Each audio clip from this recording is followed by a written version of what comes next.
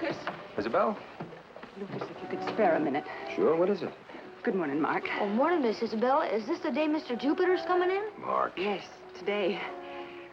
Lucas, I need your help. Well, sure, what can I do? Look over there. Oh, the prophets, huh? Haven't seen them for a year. They giving you trouble? You know that ever since Judge Hanneman agreed to sell me that 40 acres instead of them, they've been trying to scare me into backing down. Well, they found out I advertised back east for a husband. Oh, I see. You afraid they'll badger him as soon as he gets off the stage? Yes. You talked to Mike about it? I want Mr. Jupiter to like North Fork, Lucas. I certainly don't want him to think he needs the marshal's protection here. I see what you mean. Well, what can I do? Well, I'd rather not meet the stage, especially with the Prophet brothers. They're embarrassing me. Besides, I need the time to prepare a welcoming meal. So if you could explain and bring him by at supper time. Well, I'll tell you what we'll do, Isabel. You invite us to your wedding, you have a bargain. Thank you. You were the only one who could help. Now, don't you be afraid. The stage is coming.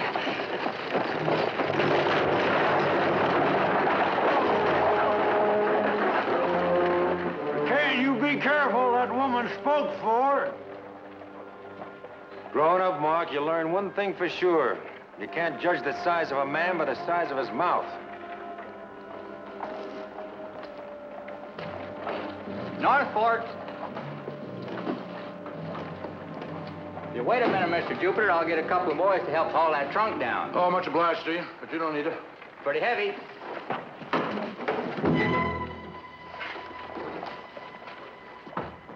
Looks like the Prophet boys finally grabbed the tail of the wrong bear.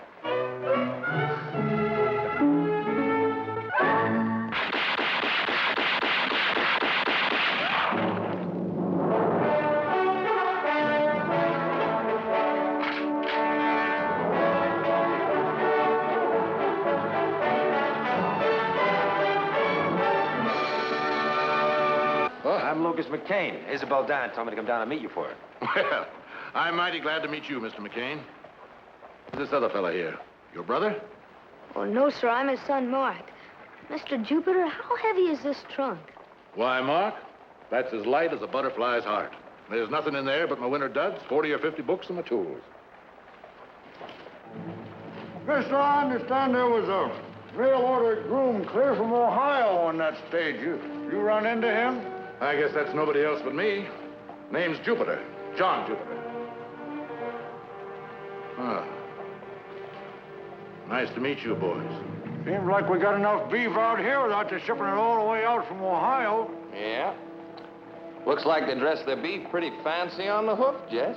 All right, that's enough, boys. This your brand of pesky flies? You might call him that, Mr. Jupiter.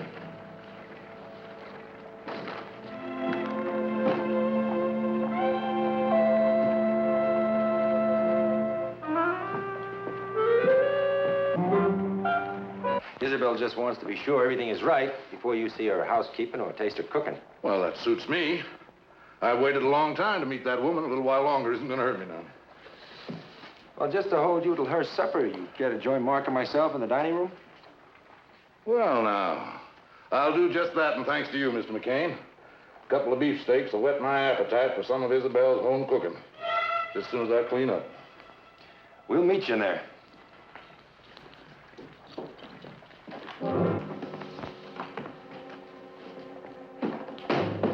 What you got in there? Petticoats? Maybe they're lace hankies. I bet it's just chock full of silk stockings.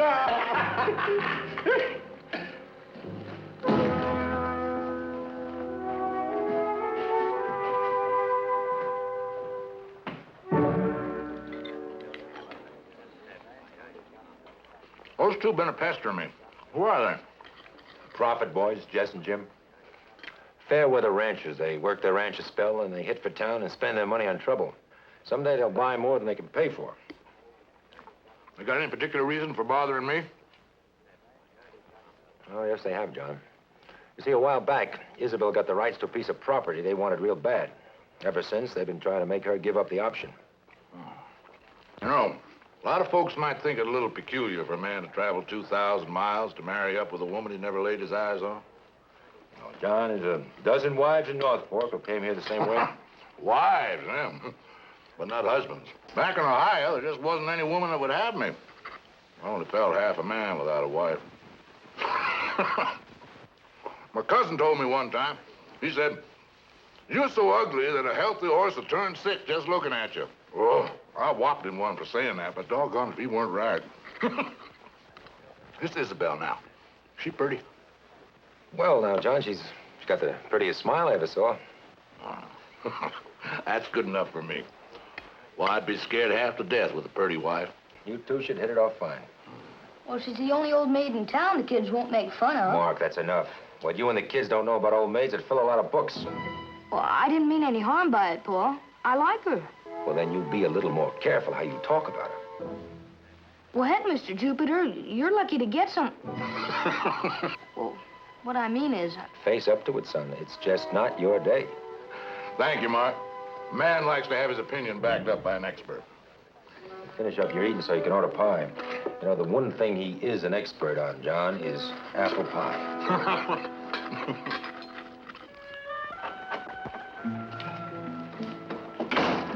Well, that should be everything. You remember to get the pepper? Sure, Paul. I wouldn't forget the pepper when I'm so far behind in my sneezing, would I? I'm doggone if somebody didn't pull the stopper out of you today. Look, Paul. Now, that isn't what I call a woolly booger of an outfit, John. Shucks, Lucas, you oughta. Cost me most $18. You know, for that kind of money, you'd think they'd furnish a man to wear it. I'm mighty early, I know. Say, you fellas wouldn't care to come along now with me, would you? You think we ought to, John? Well, no. It's the kind of thing a man has to do by himself. Well, there's nothing to worry about. That outfit'll take all the fight out of her.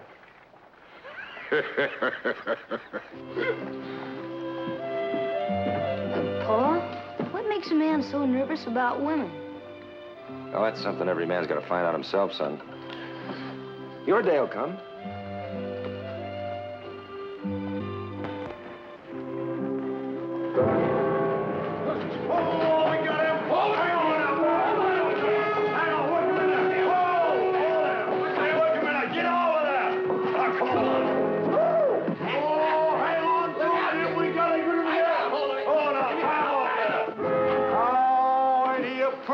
Look at it. Oh, it all come apart a bit, ain't he? A pretty one.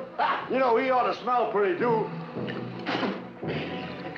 Yeah, that's gonna do him, my ass. Grow a little hair on that head of yours, huh? How's that? You like that? Now, you tell that horse-faced, sharp-tongued woman of yours you got a present from the Prophet boy. Yeah. Come on, Jess.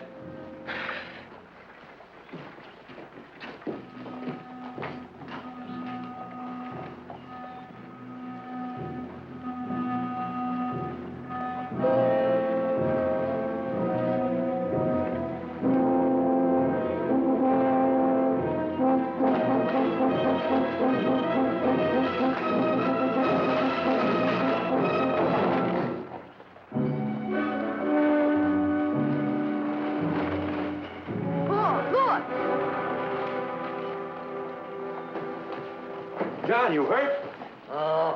Nothing to speak of. I had a tree fall on me one morning. Same afternoon, I was cutting firewood out of it. Oh, my. I can't go meet Miss Isabel like this. What am I going to do? The Prophet boys, huh? I'm not a man to lose my patience, but I don't mind telling you those boys are getting to me. Well, look, John, you stay here with Mark. I'll tell Isabel. Huh? I'd appreciate that. Thank you. Mr. Jupiter, did you bust that hitching post? Well, son, I was just a little bit cranky.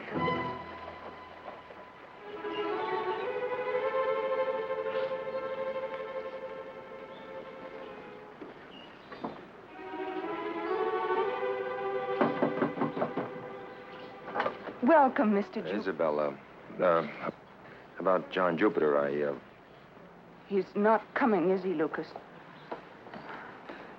Has he left town?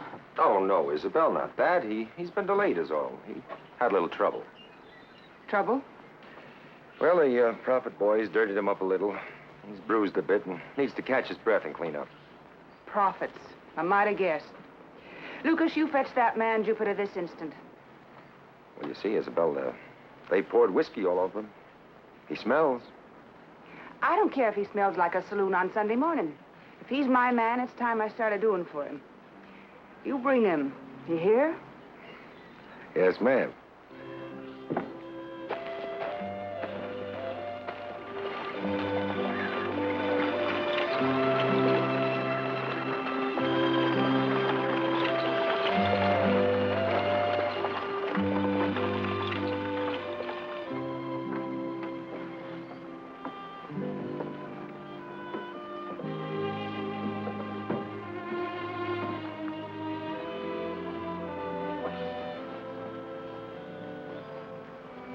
Welcome to North Fork, Mr. Jupiter. I hope you'll be very happy here.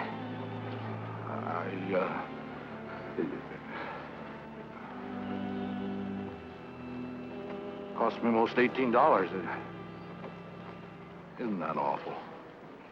It looks beautiful, Mr. Jupiter. Give it to me, please. Well, Take off your coat, please.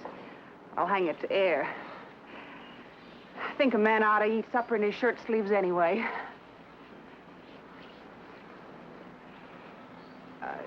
Lucas, if you and Mark would care to stay for supper, I think I have chicken and dumplings enough for 4. Chicken and dumplings? No, Isabel, we've already had our supper, thank you. But, oh, we didn't. Well, bye, Lucas. Bye, Mark. Thank you ever so much. Would you care to come in, Mr. Jupiter?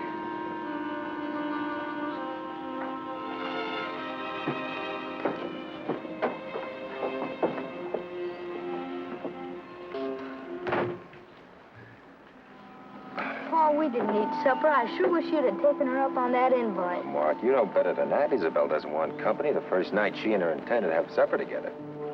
Yeah, I guess you're right. But that sure is a funny way to order a husband. By mail. Now, look, son, she didn't order a husband by mail. They just wrote letters back.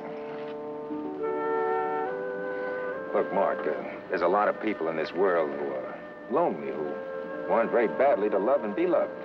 I think we should call it funny. No matter how they go about trying not to be lonely anymore. You understand me? Yeah. Let's go. We've got a nice smoked ham for our own supper.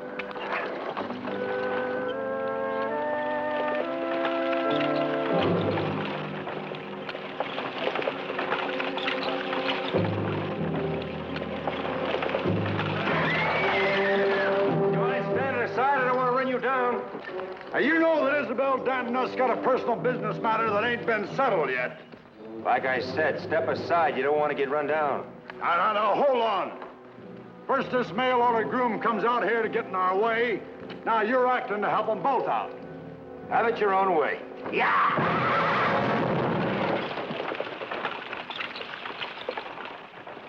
Kane, you ain't seen the beginning of trouble yet. How you been, Mark? Fine. Always looked like a perfectly good house to me, John. What are you doing? Well, I'll tell you, Lucas. When I first bought that house, it seemed to suit Isabel right down to a T. But ever since then, somehow, she keeps noticing a thing or two. You know how it is. Well, when a woman stops changing her mind, you better call the doctor. That's what they tell me. Do this? Yeah? Do pretty good work, John. Gardening's my trade. Either I do good or I go hungry. I hope that's not the new buggy you bought. What's left of it? When I first got it, took me and Isabel on a picnic ride. Left it by the road, walked down to the river. When we come back, the horse was loose. My rig was in the rocks like this. Accident? Accidents don't leave no tracks like I found. You tell Micah? I couldn't prove it was them Prophet boys. It's getting to rankle me, Lucas, plenty. But I'm used to that. It's just that last day or two, it seems to have come between me and Isabel. She expects me to get rid of them boys before we get married. Well, I'd say that's fair enough, wouldn't you? That's fair. I'm afraid to, Lucas. Afraid? A big man like you?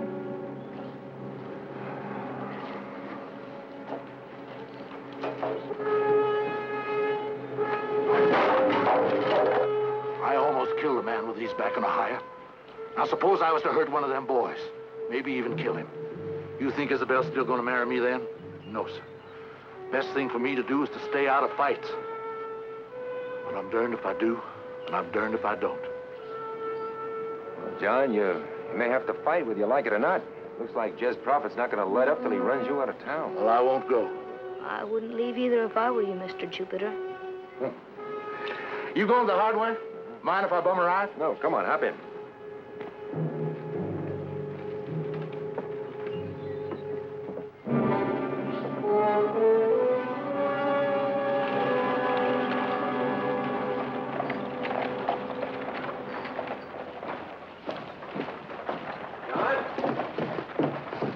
John, you seen Mark?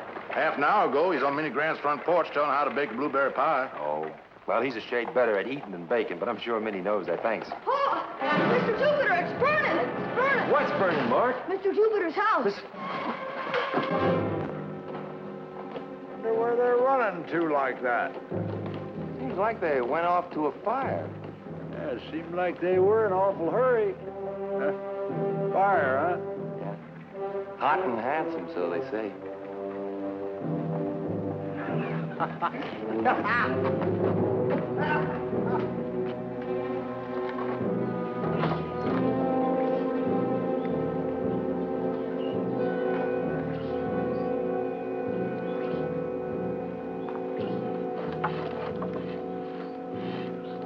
Smell this, Lucas. Smell it. That's coal oil. Where's he going, Paul? Well, son, Mr. Jupiter's about to descend on his tormentors like a cyclone in a field of corn. I wouldn't want to try and stop him. Maybe now they know who they're dealing with, huh? I wish I could have been there to see the look on his face. Oh, you're never going to see him again. It wouldn't surprise me when he don't ride on that next stage for Ohio.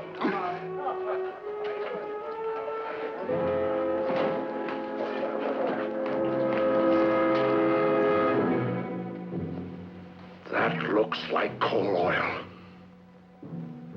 Maybe. Rub your nose in it. Hey! It is coal oil.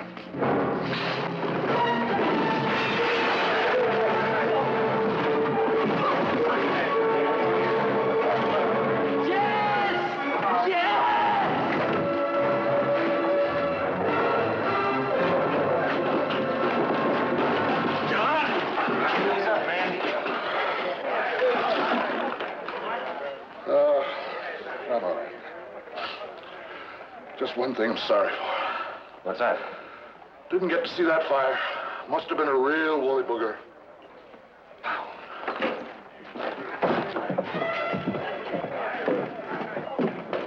Jim!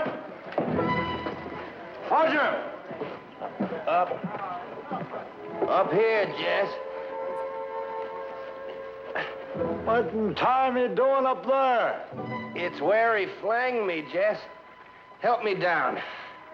Oh, what good you been, I might just well leave you up there. That ain't no ordinary man, Jess. Get me down and we'll make tracks. Now, if we get run out now, we're gonna have to keep on going, because they'll give us the horse life from here to Denver. And we can still drive them out, don't you worry. Trouble is, we've been going about it the wrong way.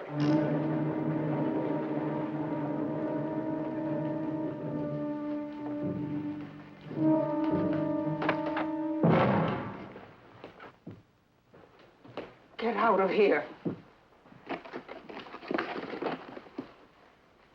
Close the door, Jim. You born in a barn?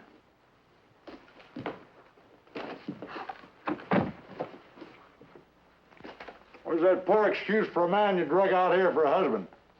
He's not here.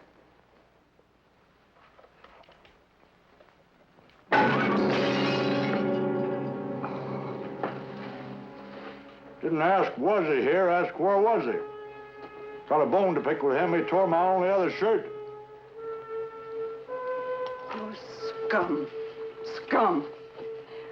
Not fit to wipe his shoes, either of you.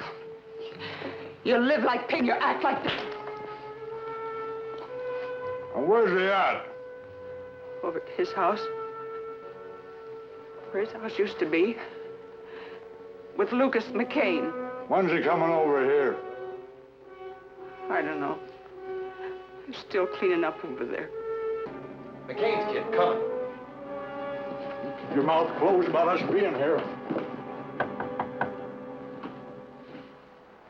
Mr. Jupiter says we can eat as much as you can bring, as soon as you can bring it. All right, Mark. Just tell him I'll be right over.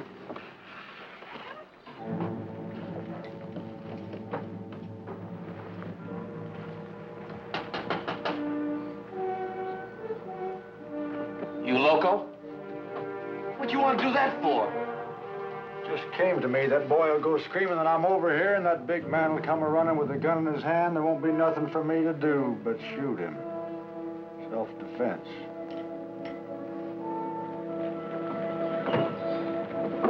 Paul! Paul! Paul, Mr. Jupiter, he's there! Who's where, son? Well, Jess Prophet at Isabel's. He must have done something. She's crying.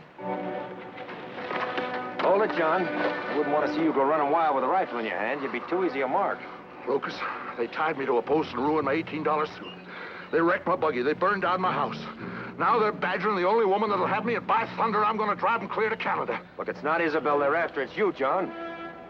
You ever used a rifle before? No. Well, this is a poor time to start. Well, why didn't you go with him, Paul?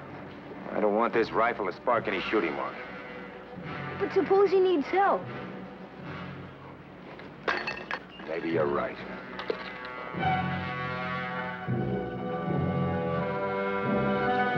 Yeah, here he comes.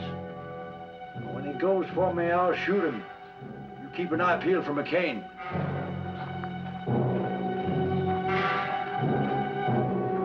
Yes, Prophet! Get Micah, Mark. Here, come on out, you hear?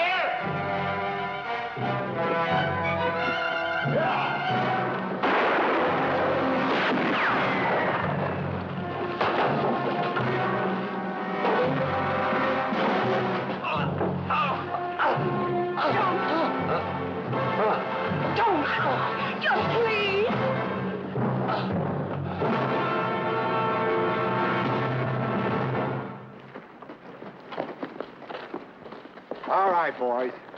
Let's see what I'm serving in the main cell for dinner tonight, shall we? Now get going.